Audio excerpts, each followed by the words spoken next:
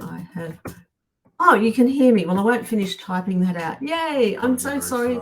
Yeah, I'm so sorry for the technical difficulties. Okay, so my name's Sharon Alger, as you've probably figured out by now, and I'm happy to see a good turnout, even though we had some difficulties.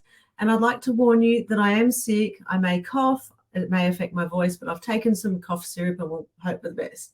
Yeah, I built up some suspense. So today I'm going to talk about the concerns I notice a lot of medium writers having about competing with AI software. And I'm not worried about AI software at all. And I'm going to talk about why you shouldn't be worried about that either. And also I'm going to provide some strategies to help you ensure that your writing will be superior to AI. And these are the sort of tips that they can also just enhance your writing in general if you're not doing them already. Excuse me. So first I'm going to reference 2 stories I've written for Medium that have performed very well in the past. I'm so sorry. Now the first story is titled What Happens After You Kill Yourself? And that story was boosted in the new Medium program.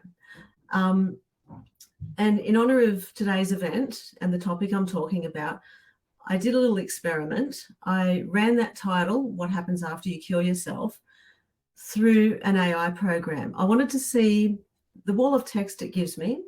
Would that make a suitable story for Medium or a good story? And the results were, as you can imagine, unimpressive. Oh, my dog's in here. If she's crying, I'm sorry, because the door's shut. Yeah, so what sort of results AI gave me when I typed that title in were vague phrases such as emotional turmoil and some people may experience guilt. It talked about how to plan a funeral, how to tell people what happened, and the advice was very random and generalized. It was advice for people living in the aftermath of someone else having committed suicide, as opposed to somebody contemplating it. None of the points it gave were connected with each other in any way. And basically, the wall of text was just an incoherent mess. Daisy, shh. So when I wrote my version of that story, I knew 5 people suffering from suicidal ideation at the time. And one had planned it down to the month and had told my partner and I which month it would be. So when someone gives you a date for something so serious, you begin to panic and get desperate. And I had a lot of fear around that because I felt like the clock was ticking and I was really scared I'd have regrets that I hadn't done enough or been able to stop him or, you know, all that sort of stuff. Like I was worried about having a lot of guilt and everything. And as somebody who has suffered suicidal ideation a number of times, I felt 2 things. One, I felt helpless to get through to any of these people who were experiencing this. And 2, I felt as someone who turns 50 next month, and I've survived this long despite having these sorts of feelings in the past, that I had something useful to offer in terms of advice. So being a writer, I thought, why not put everything I want to say out into the world? Why not try to help more than 5 people?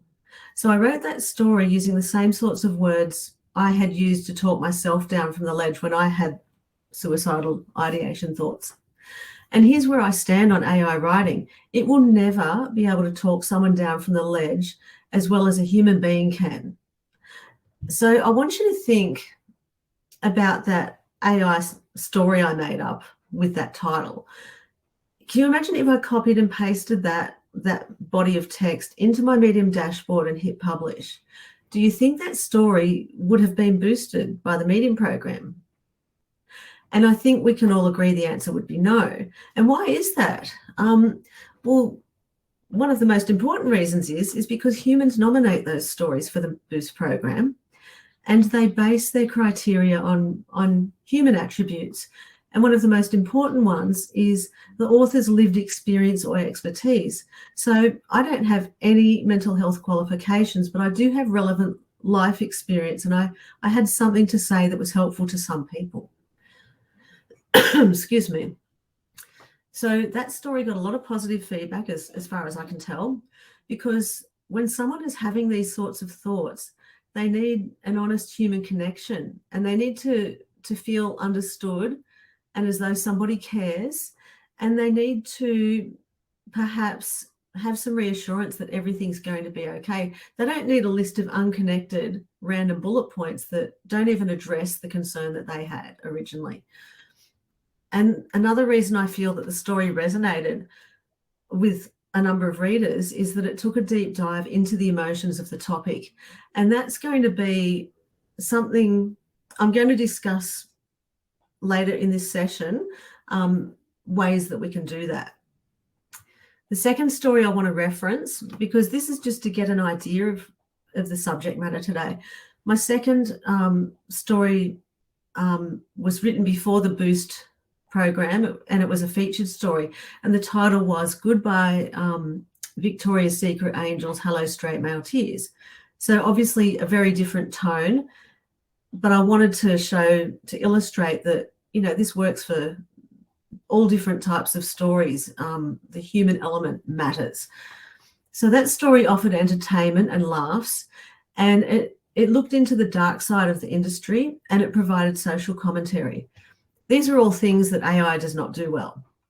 The readers formed strong emotions and opinions, but not everybody had the same feelings. Some people agreed with the story and enjoyed it and had a laugh, and related to some of the frustrations about women buying lingerie, and others disagreed heartily and became angry and defensive.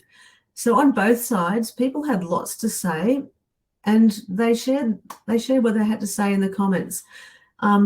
And, you know, here's the thing, AI can't generate, spark discussion in people and discourse and all that sort of thing. You need a human to do that. So that's another reason I'm just not worried about AI.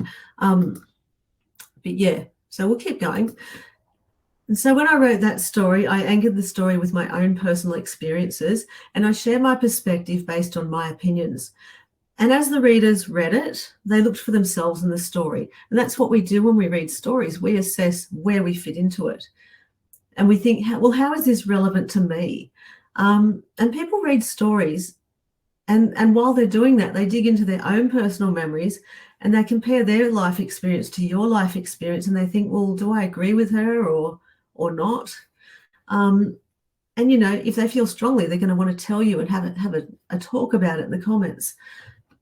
So AI cannot hold up a mirror to the reader and invite them to look into themselves. AI can't make the reader laugh, cry, or be outraged in the same way a human can. Yeah, so it's very different, the experience. And I do believe readers don't want to read AI writing either. So I think we all need to not panic so much about it. Excuse me. I consider myself an emotional writer, which what I mean by that is when I write, I use my feelings as the main driver of my stories. And my goal is not to make the reader necessarily agree with me, but to feel what they need to feel. Because somebody can hate read your work and they can still feel extremely strongly about your words. And sometimes when somebody disagrees with your story, they may have stronger feelings about it than someone who enjoyed your story. Now, it might sound crazy, but when I'm writing, I have one motto in mind, and that is, I want to poke you. So I poke around in my psyche and I look for my own emotions on the subject I'm writing about. And then I think about ways to poke the reader. So I think to myself, how do I get them to feel something? So one way I do that is to write the truth from my own perspective, sharing relevant anecdotes or memories. And I also recommend that you use a conversational tone when you're writing on Medium. Excuse me. If you're not sure what a conversational tone sounds like for you, I would suggest practicing writing in a journal as if you're talking to your best friend. You don't have to publish it. This is an exercise for you. So these two approaches bring you into the story. And as readers come to know a variety of your work, they'll begin to know more about you. And this sparks connection between yourself and the reader, which is really brings that human element into not just your writing, but the interaction with your reader. Excuse me, because it's not just that you're trying to bring humanity into your writing, you're meeting your reader as a human themselves, you know. So as you're sharing your truth, be vulnerable. Your readers are not looking for a know-it-all, and they're not dumb. And they know that human beings are flawed and complex. So share that side of yourself, because then it makes it easier for people to relate to you. And not just that, it's also a lot more honest and genuine. I would also cycle back to journaling again, but we're going to talk about a different exercise this time. Excuse me. So this exercise is journaling to explore the full breadth and depth of your feelings. So I'm going to describe how I do it, and as I do it, I'm going to use an example. So let's pretend that I am afraid of AI software as a writer. So I'm going to verbally journal my way through the feelings that someone might have on that topic. So you ready? First, identify what your feeling is. Just give it a one-word name. So, for example, if I were concerned about AI software, I might feel afraid, frustrated, angry, worried. So we've pinpointed some broad emotions, and that's a good start, but let's go deeper now. So let's pick the emotion of anger. I'm not going to work through every single emotion because we absolutely do not have time, especially after technical difficulties, but let's just do the exercise once on anger. So one of the feelings was anger. So what does this anger feel like? Because there's an infinite, amount of ways that you can experience anger. It's not just one set emotion. So what does this particular anger feel like? What thoughts does it lead to? So if I wanted to imagine that I'm angry about AI software as a writer, I might think to myself, well, AI software scrapes writing from the internet, and to any creative person that can feel like theft. That we put in the hard work and AI just comes along and takes it. So I might feel mad because I didn't ask for this technology and I can't opt out of it. I can't block AI from using my work. So is this an anger of the helpless and powerless kind, or is it an anger based on morality and ethics? And I would suspect it would be all of those things, because emotions are complex. They're not just one thing. Like there can be many aspects to one emotion. So yeah, and then normally I would work through each of the listed feelings that I had named in the same way. We don't have time, but I'm sure you get the idea.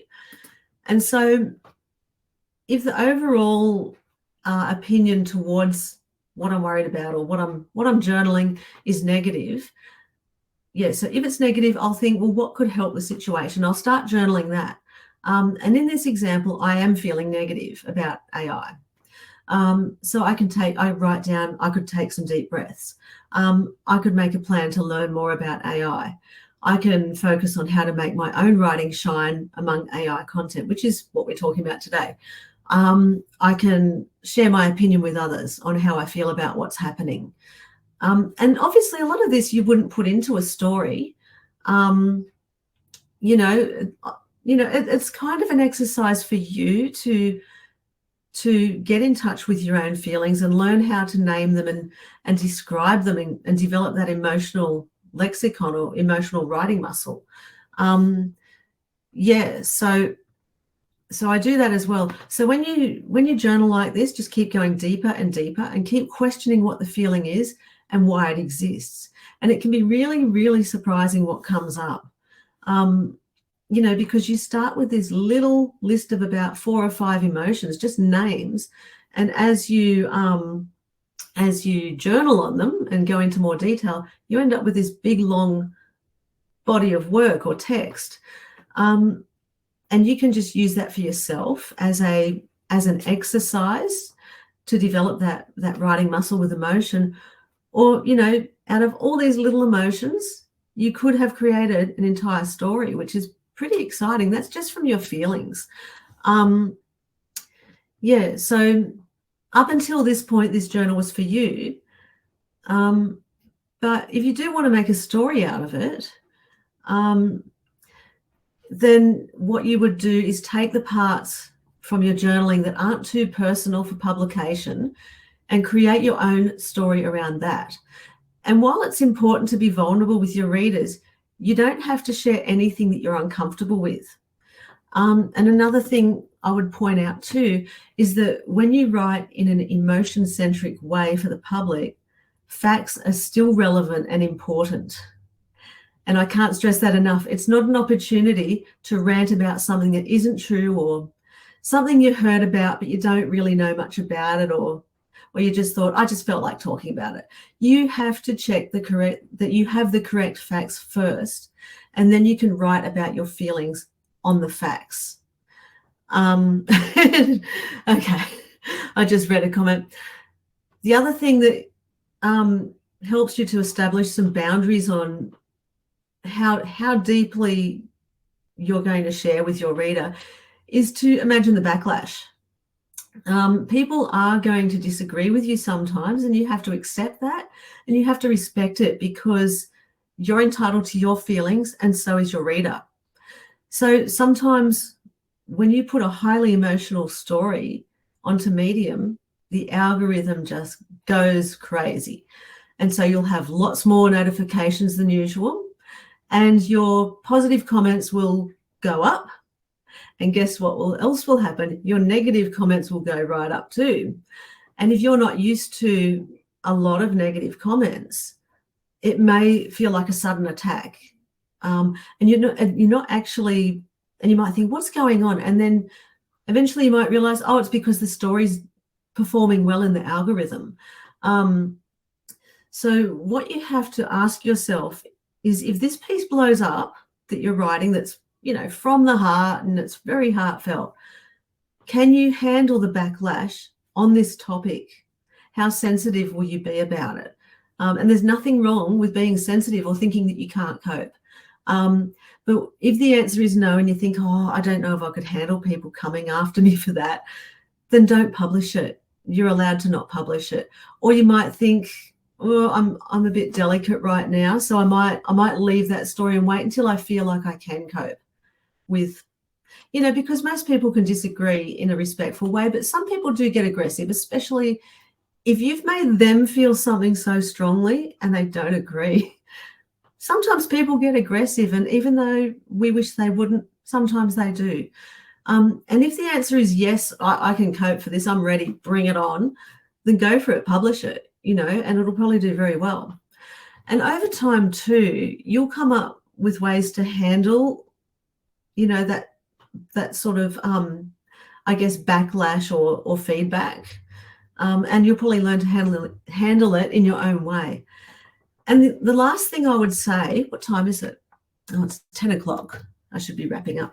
If you're still worried about the future of AI writing and the impact it will have on you as a writer, I want you to remember that Medium is doing everything it can to encourage real-life storytellers. And they are open to feedback from Medium members. So always keep expressing your concerns, and because AI is evolving, but so is Medium, and they've always prioritized the human element. So yeah, what I'll do now is I don't know how much time we have because of the technical difficulties that we had, but I'll open up questions, and we'll see. I'm just going to get rid of my notes for a minute because I don't need them now. I'll just check questions. Yes, volume now. Okay. All right.